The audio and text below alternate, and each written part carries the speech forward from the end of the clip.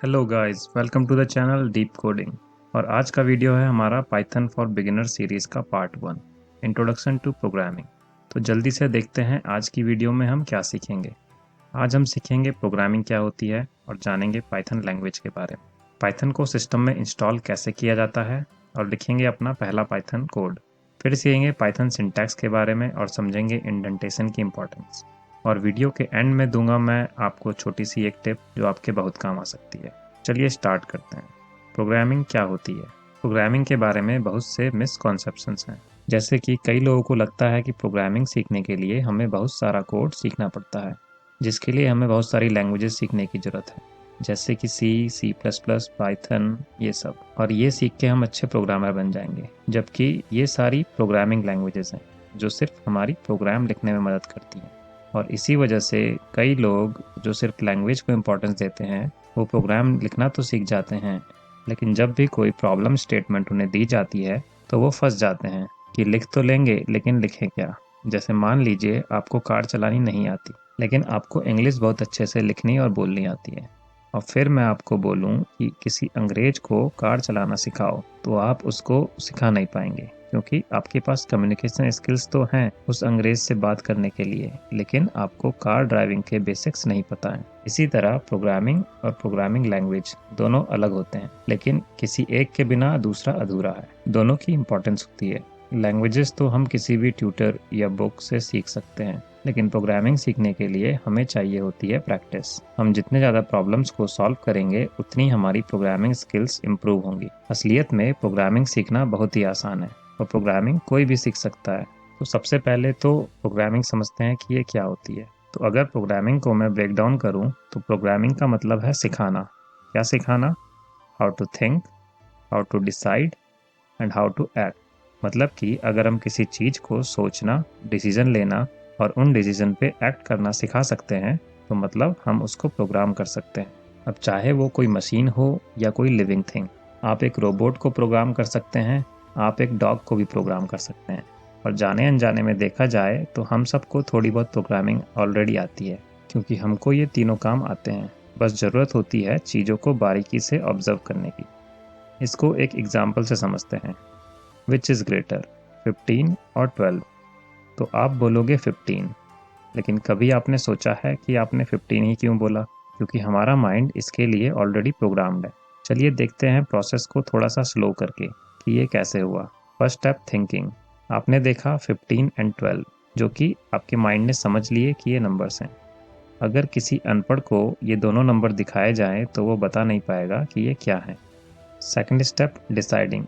आपने इन दोनों नंबर्स को कंपेयर किया कि कौन सा नंबर बड़ा है। Third step, action. आपने कंपेयर करके डिसाइड किया कि अगर 15 बड़ा है तो 15 बोल दो, वरना 12 बोल दो। बस इसी को प्रोग्रामिंग कहते हैं। और अगर आप इसी चीज़ को किसी प्रोग्रामिंग लैंग्वेज में लिखें तो ये कुछ इस तरह से दिखेगा। चलिए देखते हैं ह्यूमंस एंड कंप्यूटर्स के बीच में कंपैरिजन। ह्यूमंस में ब्रेन होता है ये सारे काम करने के लिए, और कंप्यूटर्स में होता है सीपीयू। ह्यूमन समझते हैं अपनी नेटिव लैंग्वेज जैसे कि हिंदी, इंग्लिश एट्सेट्रा, और कंप्यूटर समझते हैं ओनली बाइनरी लैंग्वेज, ज़ीरोज़ और वंस। क्योंकि कंप्यूटर एक इलेक्ट्रॉनिक डिवाइस है जो इलेक्ट्रिकल सिग्नल्स पे चलता है, जिसमें ज़ीरो मतलब ऑफ सिग्नल एंड वन मतलब ऑन सिग्नल। तो कंप्यूटर्स में जो कुछ भी स्टोर्ड है वो ज़ीरोज़ एंड वंस की फॉर्म में होता है। कोई भी डेटा, इमेज, साउंड या वीडियो, सब कुछ ज़ीरोज़ एंड वंस की फॉर्म में स्टोर्ड होता है।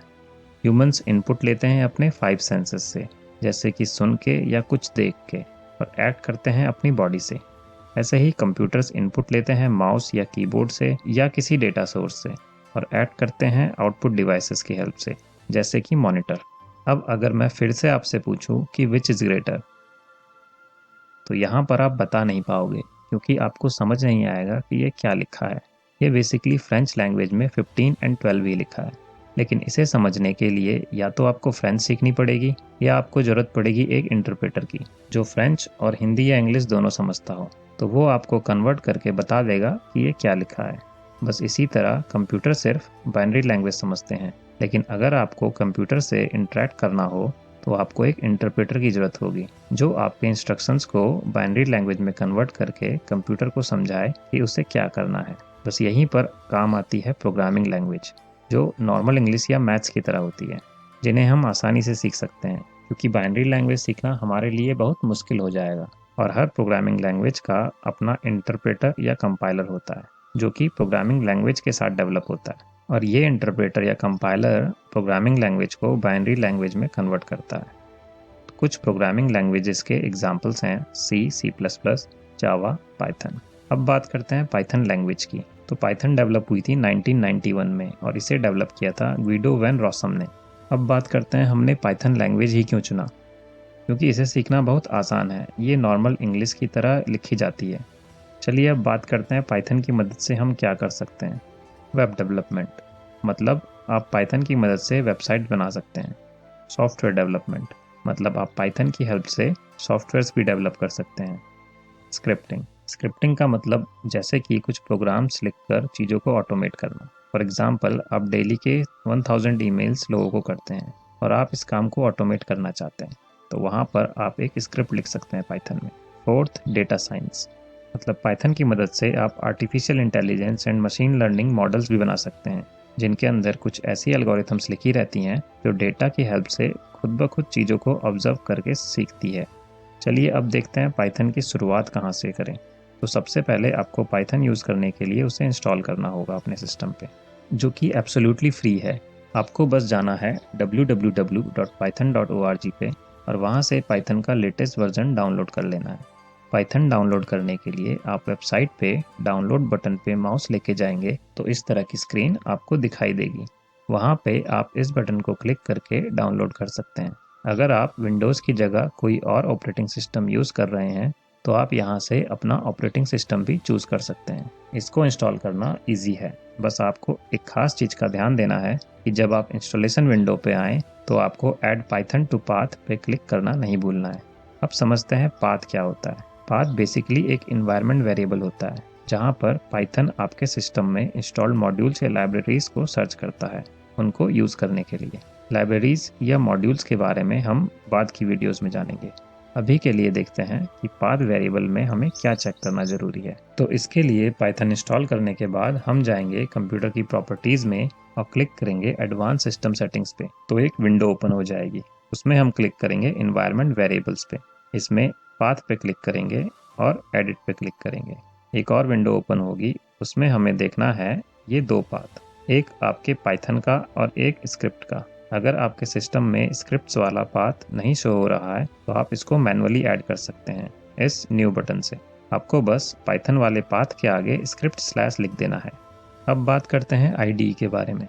आईडीई का फुल फॉर्म होता है इंटीग्रेटेड डेवलपमेंट एनवायरनमेंट। आईडीई एक ऐसी एप्लीकेशन होती है जो प्रोग्रामर्स को बहुत सारी प्रोग्रामिंग फैसिलिटीज़ प्रोवाइड कराती है, जैसे कि debugging, working on multiple tabs, project explorer और भी बहुत कुछ। हम चाहें तो अपना प्रोग्राम नॉर्मल नोटपैड में भी लिख सकते हैं, लेकिन वहाँ पर हमें ये सारी फैसिलिटीज़ अवेलेबल नहीं होती, इसीलिए हम आईडीई का यूज़ करते हैं।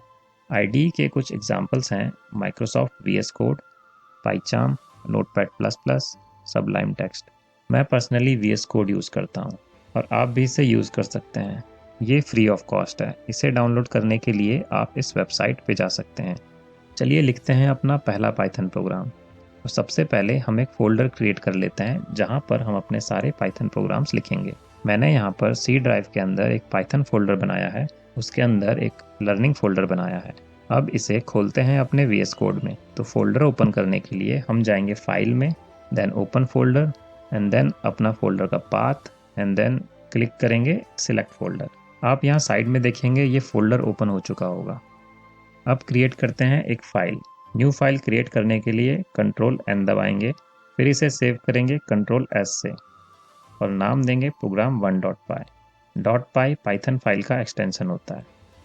पाइथन में कुछ भी प्रिंट करने के लिए हम यूज़ करते हैं प्रिंट फंक्शन।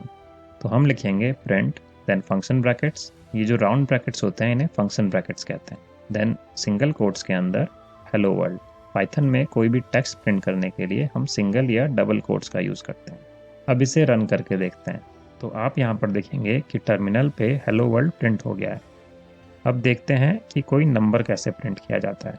तो नंबर को प्रिंट करने के लिए हम सिंपली टाइप करेंगे print function brackets and then 1। इसे रन करते हैं तो आप यहाँ पर देखिए 1 प्रिंट हो चुका है। अब बात करते हैं इंडेंटेशन की। इंडेंटेशन का मतलब होता है किसी भी स्टेटमेंट या लाइन की शुरुआत में दिए गए स्पेसेस या टैब्स। सेम इंडेंटेशन पे लिखा गया कोड सेम ब्लॉक को रिप्रेजेंट करता है। जैसे यहाँ पर इफ स्टेटमेंट के बाद जो लाइंस लिखी हैं वो इफ स्टेटमेंट का पार्ट है, और एक ब्लॉक में जितने भी लाइंस होंगी वो एक समान पोजीशन से स्टार्ट होंगी। अगर मैं किसी भी लाइन के आगे स्पेसेस इंसर्ट कर दूं तो एरर आ जाएगा। बाय डिफ़ॉल्ट प्रोग्राम की हर स्टेटमेंट एकदम लेफ्ट से शुरू होती है। अगर आप बिना किसी ब्लॉक को डिफाइन किए किसी स्टेटमेंट के आगे इंडेंटेशन दे दें तो एरर आ जाता है। इसलिए बहुत ज़रूरी है कि हम कोड लिखते हुए ध्यान दें कि हम कहाँ कोड लिख रहे हैं। बेवजह किसी भी लाइन के आगे स्पेसेस या टैब इंसर्ट हम नहीं कर सकते। अब बात करते हैं सिंटैक्स की। सिंटैक्स मतलब लिखने का तरीका। जिस तरह हर लैंग्वेज लिखने का एक तरीका होता है, जैसे कि हिंदी या इंग्लिश, वैसे ही पाइथन को भी लिखने का एक तरीका होता है। पाइथन केस सेंसिटिव होती है, मतलब कि पाइथन के लिए small letters and capital letters दोनों अलग अलग होते हैं। जैसे यहाँ पर अगर मैं प्रिंट फंक्शन में p कैपिटल कर दूँ तो पाइथन समझ नहीं पाएगा कि ये क्या है और एरर शो कर देगा। जहाँ पर कोई वेरिएबल या कोई ऑब्जेक्ट कैपिटल लेटर से डिफाइन हुआ हो तो हम उसको कैपिटल लेटर से ही यूज़ करेंगे, और जो स्मॉल लेटर से डिफाइंड हो उसको हम स्मॉल लेटर से ही यूज़ करेंगे। इसलिए हमें कोड लिखने के साथ साथ ये भी ध्यान देना है कि हम सही लेटर का यूज़ कर रहे हैं। अब आपके लिए एक छोटी सी टिप जो आपके बहुत काम आ सकती है। अगर आपके पास इस वक्त लैपटॉप या कंप्यूटर नहीं है और आपको पाइथन में प्रोग्राम लिखने हैं तो आप अपने मोबाइल का भी यूज़ कर सकते हैं। अपने मोबाइल में एक पाइड्रॉइड नाम का ऐप इंस्टॉल कर सकते हैं। इसे इंस्टॉल करने के लिए आप जाएंगे प्ले स्टोर पे, वहाँ सर्च करेंगे पाइड्रॉइड और इसे इंस्टॉल कर लेंगे। मैंने इसे ऑलरेडी इंस्टॉल किया हुआ है, तो चलिए देखते हैं इसे ओपन करके। इसमें आप अपना प्रोग्राम लिख सकते हैं और फिर इस बटन से रन भी कर सकते हैं। आप अपने प्रोग्राम को सेव भी कर सकते हैं इस आइकन की हेल्प से, और यहीं से आप अपना कोई लिखा हुआ प्रोग्राम ओपन भी कर सकते हैं। होप आपको ये पूरी वीडियो अच्छी लगी होगी। वीडियो को कर दीजिए लाइक और चैनल को कर दीजिए सब्सक्राइब, और मिलते हैं आपसे नेक्स्ट वीडियो में। तब तक के लिए take care, stay home, stay safe.